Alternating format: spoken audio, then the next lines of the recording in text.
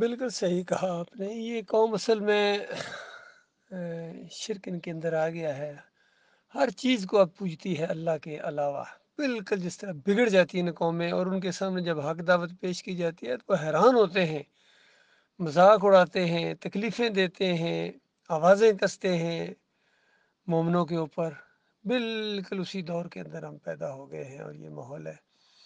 برحال ایک اینگل سے دیکھا جائے تو اللہ کی رحمت و شفقت بھی ہے مومنوں کے اوپر کہ ایسے ماحول کے اوپر اندر اللہ تعالیٰ نے ایمان کی شمع روشن کی ہے اور اس کا ساتھ دینے کی توفیق عطا فرمائی ہے، اور توحید کو بیان کرنا، رد شرک کرنا، یہ مومن کے لیے بہت ہی ضروری ہے اور مومن کو دل خوش کر دینے والی چیزیں ہیں۔ جب اکیلے اللہ کا ذکر کیا جاتا ہے کہ مومنوں کے دل کھل اٹھتے ہیں، ان کے ایمان کے اندر اضافہ ہوتا ہے اور اللہ کے اوپر بھروسہ کر کے اس راستے میں قدم ڈال دیتے ہیں۔ اور اس میں پھر چھانٹی بھی ہوتی ہے کہ جب اکیلے اللہ کا ذکر کیا جائے، توحید کی بات کی جائے، رد شرک کیا جائے،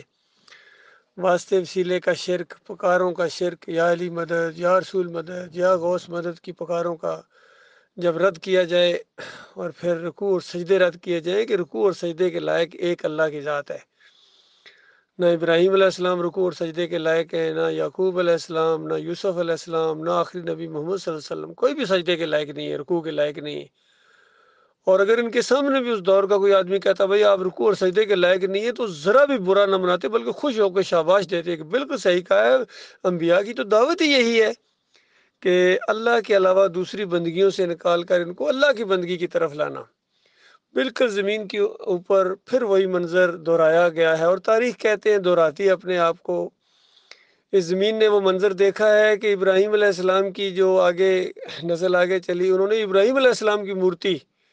بنائی اور اس کی پوجا شروع کر دی، اور بیت اللہ کے قریب اور دوسری مورتیاں بھی رکھی، بیچ میں اسماعیل علیہ السلام اور ابراہیم علیہ السلام کی مورتی بھی رکھی، اور ان کو پکارتے تھے یا ابراہیم اغثنی، یا اسماعیل اغثنی، یا لات بابا، یا منات بابا۔ اور جب ان کو کہا جاتا تھا کہ یہ ابراہیم علیہ السلام کی بندگی ہے، یہ شرک ہے، تو نہیں مانتے تھے، گستاخ کہتے تھے، کبھی بے دین کہتے تھے، کبھی صابی کہتے تھے، کبھی باغی کہتے تھے، کبھی انتشاری کہتے تھے، کبھی ساحر کہتے تھے، اور کبھی مسحور کہتے تھے، کبھی کاذب کہتے تھے، کبھی کذاب کہتے تھے۔ کسی ایک بات پر مشرک ٹھہرتا ہی نہیں ہے۔ بالکل آج بھی یہی معاملہ ہے۔ جب ان کے سامنے کہا جائے کہ دیکھو جب یا ابراہیم مدد کہنا شرک ہے تو یا علی مدد کہنا شرک کیوں نہیں ہے؟ بتاؤ، یا رسول مدد کہنا شرک کیوں نہیں ہے؟ مشرکین مکہ رسول ہی کو تو پکارتے تھے،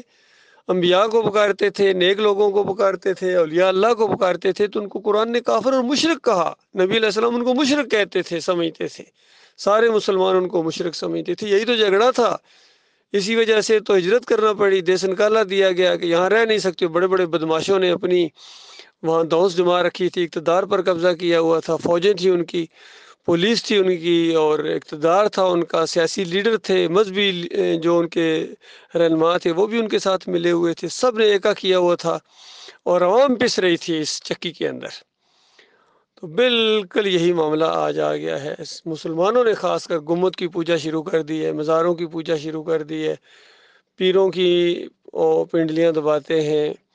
چادریں چڑھاتے ہیں، عرس اور میلے کرتے ہیں، وہاں طرح طرح کی نیازیں ہوتی ہیں ان کی، کہیں دیگیں پک رہی ہیں، اور باقاعدہ بڑے بڑے بورڈ لگے ہوئے ہیں کہ داتا کی نیاز ہے جی، یہ چشتی صاحب کا لنگر ہے جی، اتنی بڑی دیگ پکتی ہے کہ عقل حیران ہے کہ یہ مشرک کس طرح آگے بڑھ گئے۔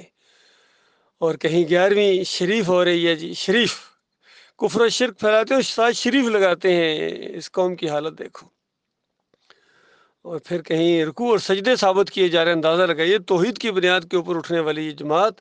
یہ کفر و شرک کے اندر کس طرح چلی گئی، اور بالکل ان کی عقل بند کر دی گئی، شیطان ان کے اوپر پوری طرح مسلط کر دیا گیا، کیونکہ اللہ نے یہی کیا کہا تھا کہ جو میرے ذکر سے تغافل برتتا ہے، مجھے پیچھے کر دیتا ہے اور میری کوئی پرواہ نہیں کرتا ہے، ہم ان کے اوپر ایک شیطان مسلط کر دیتے ہیں جو ان کے اعمال کو خوشنما بنا کر دکھاتے ہیں۔ آج دیکھیے کس طرح ان کے اعمال، یہ کبھی عمر عبداللہ دورانی کی تقریریں سنیں، کبھی محمد حنیف کی پرانی تقریریں سنیں، اور قالی شریر الرحمان کے لیکچر سنیں، منور سلطان کے بیانات سنیں، رفعت نواب کو سنو، یہ سارے طاہر القادری کو سنو، تقی عثمانی کو سنو، طارق جمیل کو سنو، اور فضل الرحمان کو سنو، اور اس کے بعد علی انجینئر کو سنو، فخر کے ساتھ کہتا ہے کہ میں بریلویوں کے پیچھے، شیعوں کے پیچھے، رافضیوں کے پیچھے نمازیں پڑھتا ہوں، ان کو اپنا امام مانتا ہوں، اور چندے بھی دیتا ہوں ان کے گردواروں کے اندر اور ان کے مسجدوں کے اندر جو بھی ان کی عبادت گاہیں ہیں، چندے بھی دیتا ہوں۔ بتاؤ، یہ فخر کے ساتھ کہی جا رہی ہے بات، قرآن کا انکار کیا جا رہا ہے اور فخر کے ساتھ۔ اور طارق جمیل صاحب کہتے ہیں اپنے اپنے عقیدے پر، اپنے اپنے مسلک پر قائم رہتے ہوئے ایک ہو جاؤ، امت مسلمان ایک دوسرے کو کافر نہ کہو۔ بتاؤ، یعنی کافر رہتے ہوئے ایک ہو جاؤ اور ایک دوسرے کو کافر نہ کہو، یہ گویا کہنا چاہ رہے ہیں حضرت صاحب۔ تو یہ سب کی اس طرح مت بھری کہ یہ یقین کیجیے ڈاکٹر اسرار وحدت الوجود کو قرآن سے ثابت کر رہے ہیں چیخ چیخ کے، اور یہ احسان علیہ ظہیر اور اس کا بیٹا چیخ چیخ کے کفر و شرک کی جمہوریت کا جھنڈا بلند انہوں نے کیا، اور بت پرست جمہوریت کے بت کے پرستار، چاہے آفت شہید ہوں، خادم حسین رضوی کا تو کہنا ہی کیا، کتنا شرک اور پھیلایا اس نے، اندازہ لگائیے کس قدر دین اسلام کو اس نے ڈاؤن کیا، اور دین کے نام سے آیا ہے، نعرے لگا کے آیا ہے کفر و شرک کے۔ تو یہ حال ہے ان کا اللہ کے بندو، یہ بالکل یہ گمت، یہ کفر و شرک کی علامت ہے، اور شرک کا یہ سمبل ہے، جو اس کو شرک کا سمبل نہیں کہتا ہے اور جو اس کی پوجا کرتا ہے، اس طرح سلامیاں دیتے ہیں۔ اور ہمارے دوسرے دستے بھی، پاکستان ملٹری اکیڈمی کے کیڈرس آتے ہیں اور مزار قائد پر آ کے کس طرح کھڑے ہو جاتے ہیں، مت ماری گئی ان کی افسروں کی، فوجیوں کی بھی اور سویلینز کی اور مولویوں کی، سب قبر پرستی ان کے اندر آ گئی ہے، بت پرستی ہے ان کے اندر، یاد رکھنا یہ بتوں کی پوجا ہے، قبر کی پوجا بت کی پوجا ہے۔